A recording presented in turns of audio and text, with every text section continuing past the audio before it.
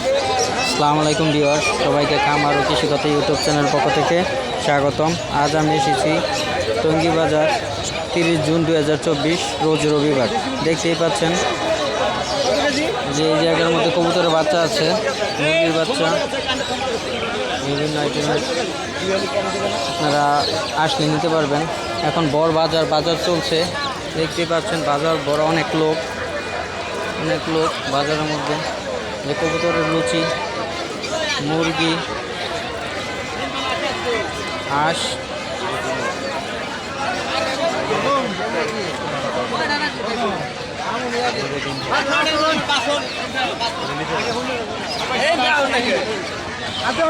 বিভিন্ন আইটেমের হাঁস, মুরগি সব কিছু এই হাটের মধ্যে পাওয়া যায়, দেখতে পাচ্ছেন।